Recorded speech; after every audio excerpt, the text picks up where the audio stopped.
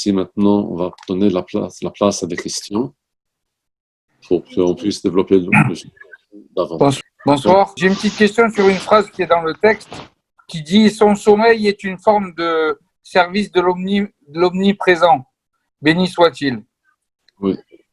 Qu'est-ce qu'on doit entendre par omniprésent? Ça veut dire qu'on est au service de Dieu, même à ce moment-là, au moment du repos, et que ce repos, il a pour but, justement, quand on va se réveiller, de pouvoir mieux servir Dieu. C'est ça que ça veut dire omniprésent?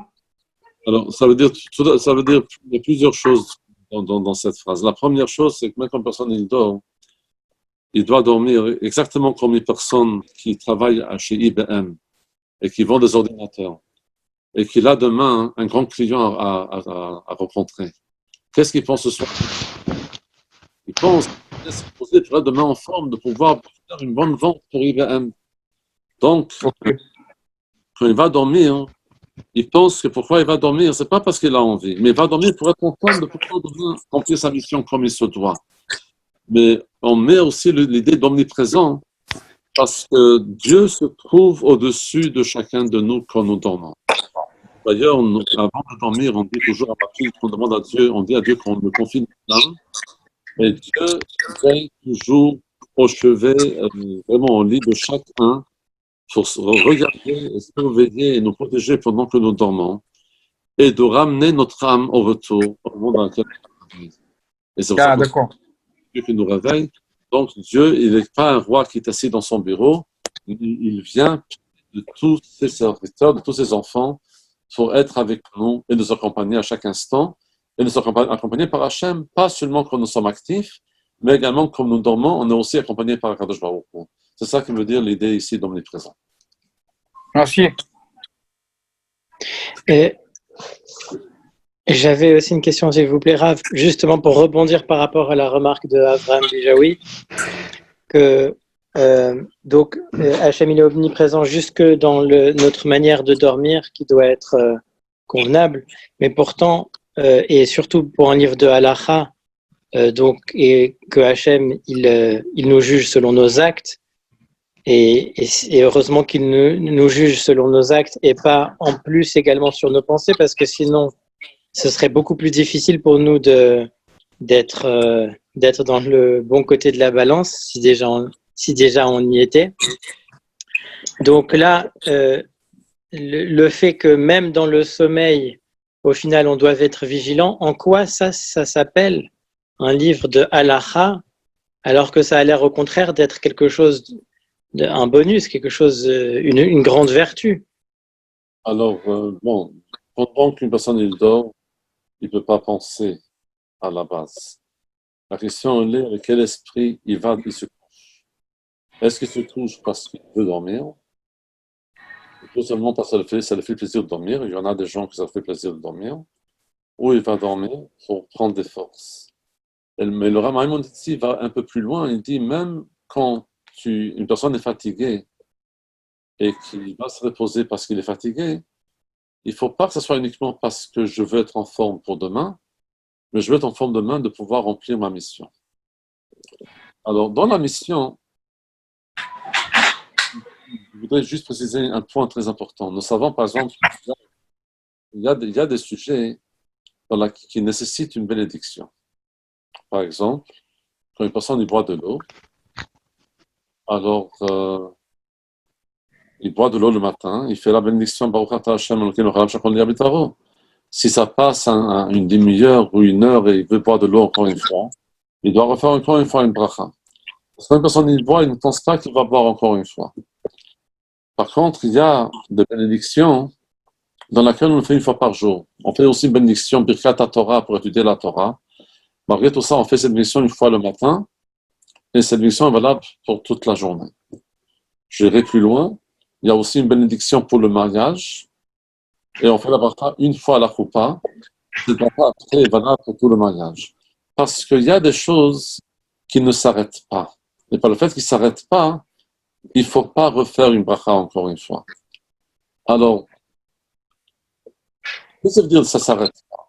Une personne ne peut pas être toute la journée consciente qu'il va étudier la Torah. Une personne, des fois, il est occupé d'autres choses, il pense pas à son mariage jour et nuit. Mais ce qu'on nous demande, c'est que dans notre subconscience, une personne qui est mariée doit savoir qu'il est marié. Une personne qui a fait la bracha sur la Torah doit savoir que quand il aura un moment, il va étudier le matin ou le soir, en tout cas quelque chose dans la vie. Et tant qu'il ne fait pas quelque chose qui est contre ça, il ne doit pas refaire la bracha encore une fois. Alors, ça ne veut pas dire forcément qu'on nous demande de penser tout le temps qu'on fait le Shem Shamayim. Parce que si une personne pense tout le temps qu'il fait le Shem Shamayim, on n'arrive plus à réfléchir à autre chose. Mais dans la subconscience, l'idée, une personne sait toujours pourquoi elle vit. L'objectif de la vie, ce qui est pour nous peut-être la chose la plus importante et prioritaire, doit être pour nous d'être une personne qui a ça doit être en tout cas dans notre subconscience. Après, effectivement, pratiquement quand une personne réfléchit à faire quelque chose, il ne peut pas tout le temps penser à autre chose. Mais il y a toujours l'objectif. Un médecin, il est là pour guérir et aider les gens. Mais évidemment, quand il doit maintenant réfléchir à un traitement, il ne peut pas penser de l'aide. Il doit penser maintenant quel médicament il doit faire. Si une personne veut aider un pauvre qui n'a pas de quoi manger, pendant qu'il fait la soupe, il ne peut pas penser aux pauvres. Il doit penser comment faire une soupe qui soit bonne. Mais dans la subconscience, il y a toujours l'objectif pourquoi nous le faisons. Je voudrais juste terminer avec un petit anecdote par rapport à ça. Le Baal Shem Tov, une fois, il a demandé au ciel qu'il veut qu'on le montre une personne que vraiment il vit le Shem Shamayim. Il vit tout le temps que pour Dieu.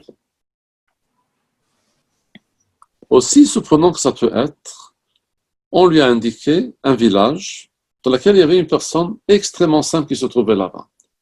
Le Shem Tov a dit, il faut que j'aille le voir parce que des gens qui font le Shem Shamayim, il n'y a pas beaucoup, il faut que je vois cette personne. Et je partage cette histoire parce que cette histoire, je pense, va nous donner une idée très claire par rapport à ce que le Rambam ici veut, et on va voir que ce n'est pas si compliqué que ça. Alors, le Baal Shem Tov, il voyage, et puis, à l'époque, on ne téléphonait pas chez les gens, il vient frapper à la porte, il demande, est-ce que je peux passer chez vous quelques jours? Avec plaisir. Il est arrivé jeudi, il passe chez lui vendredi, Shabbat. Il ne voit rien de tout sur cette personne, ni il connaît grand-chose, il connaît pratiquement presque rien. Même la prière qu'il fait, il arrive à la prononcer d'une manière pas vraiment très correcte. La seule chose qu'il voyait cette personne, c'est qu'il mange énormément. Et puis le Baal Shem Tov n'arrive pas à comprendre, c'est ça la personne de Shem Shamayim. Mais il voit que cette personne vraiment fait attention de bien manger.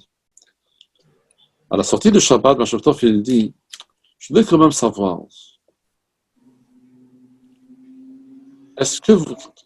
pourquoi vous mangez tellement? Je vois que vous faites un effort particulier, vous faites attention à la manière comment vous mangez.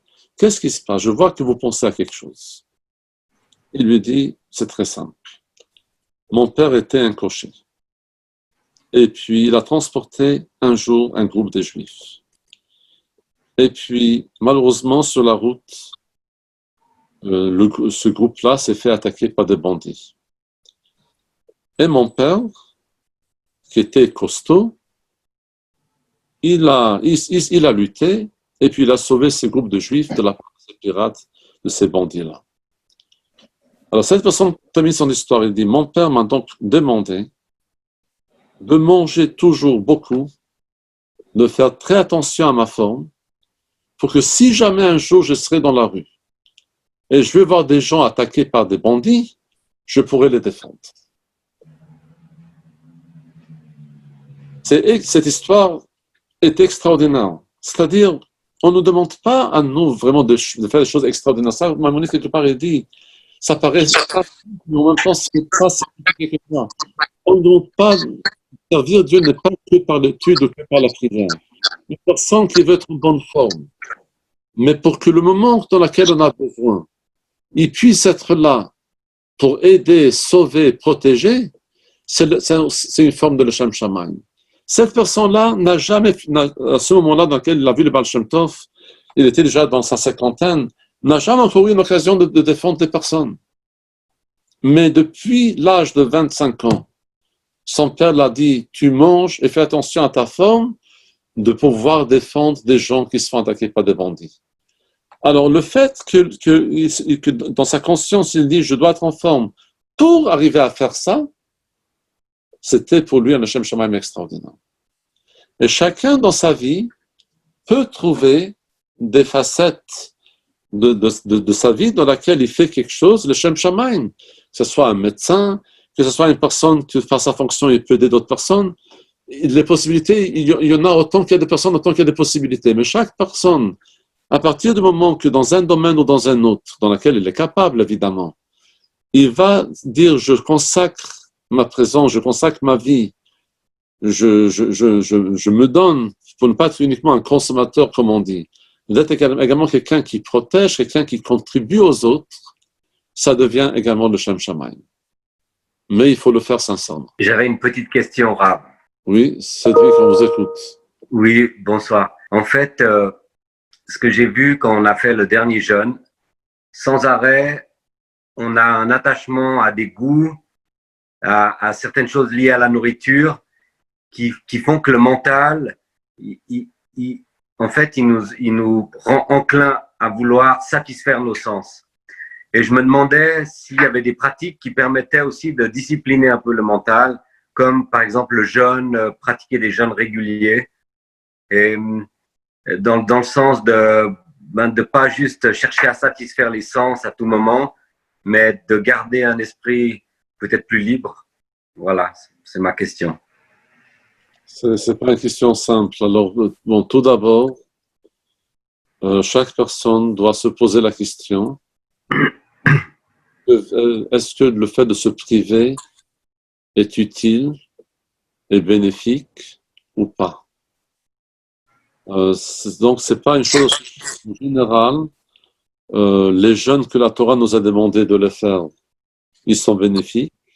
Et quand on les fait, effectivement, on retrouve un raffinement, on trouve une certaine sorte d'élévation de notre esprit qui contrôle un peu plus notre corps, évidemment.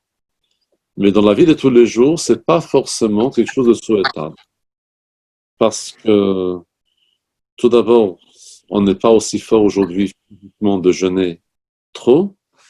Mais deuxièmement, si nous voulons jeûner, il faut savoir qui c'est qui doit jeûner. Je m'explique. Je pense qu'on a touché ça à une occasion, mais juste on va reprendre le sujet à nouveau. Si nous devons faire une collecte de fonds, à votre avis, qui doit participer plus, les riches ou les pauvres? Les riches. Les pauvres n'ont pas beaucoup de moyens. Dans le corps humain, on considère que l'esprit, le cœur, les pensées et les volontés sont beaucoup plus riches que l'ostensation.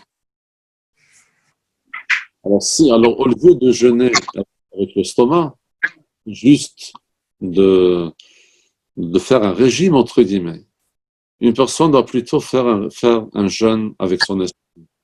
Se contrôler, qu'est-ce qu'il faut, contrôler comment penser. Qu'est-ce qu'on veut, qu'est-ce qu'on ne veut pas. Ça, c'est le vrai travail. Le vrai travail de chaque être humain, c'est pas de jeûner, mais c'est plutôt de se poser la question, est-ce que les envies sont correctes? Est-ce que les pensées sont correctes? Et si jamais ils ne le sont pas, comment je peux faire pour les corriger? Qui est d'ailleurs le sujet qui était étudié de certaine manière hier et avant-hier. Ça, c'est un travail.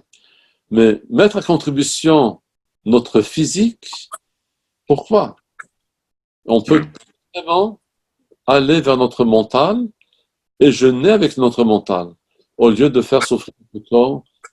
Et le Rabbi Marash, il a dit quelqu'un qui jeûne juste comme ça, il est juste en train de se rendre plus, de mincir, de réduire sa taille de son corps. Ça, c'est pas l'objectif. L'objectif, il est d'être en bonne santé, d'être en forme, mais de jeûner avec nos tendances ou notre vertu qui doivent des fois peut-être être corrigées d'une manière ou d'une autre. Merci Rav, merci beaucoup. Oui. Alors, c'est pas d'autres questions. On vous souhaite tous une très bonne soirée. Plein de bonnes nouvelles, B'ezrat Hashem. Et puis, voilà, c'est un chapitre très facile à le dire, beaucoup moins facile à le mettre en application. Mais même si on arrive petit à petit de mettre en application et de se souvenir qu'on a des objectifs pourquoi nous sommes là, c'est ça que la Torah attend de chacun de nous.